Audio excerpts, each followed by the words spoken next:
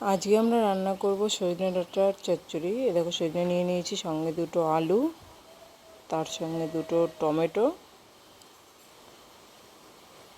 দেখো আমাদের রেডি হয়ে গেছে সজনে আলু কাটা। এরপরে কড়ার মধ্যে দিয়ে দেবো একটু তেল, একটা গোটা শুকনো লঙ্কা, একটু কালো জিরে দিয়ে আলুগুলোকে ছেড়ে দেবো। আলুগুলো দিয়ে একটু হালকা করে ভেজে দিয়ে দেবো সামান্য পরিমাণে নুন, হলুদ, জিরের গুঁড়ো। তারপরে দিয়ে দেবো সজনে ডাঁটা দিয়ে বেশ কিছুক্ষণ কষিয়ে নিয়ে তারপরে দিয়ে দেবো কেটে রাখা এই টমেটো।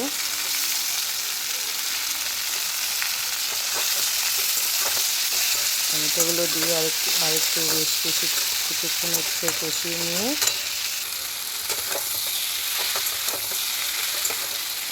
তারপরে দিয়ে দেবো একটু পরিমাণে জল দিয়ে 5 মিনিট ঢেকে দিলেই আমাদের রেডি হয়ে যাবে সজনে ডাঁটার চচ্চড়ি। দেখো আমাদের চচ্চড়ি রেডি হয়ে যাচ্ছে।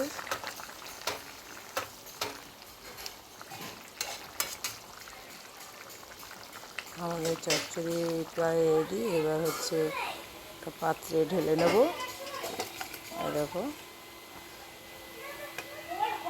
চচ্চড়ি সাধারণত মানুষের ঝোল কম খায়, আমি একটু ঝোলঝোলই করেছি। তোমরা চাইলে ঝোল কমও দিতে পারো। ভিডিওটা কেমন হলো জানাবে, লাইক কমেন্ট শেয়ার করবে।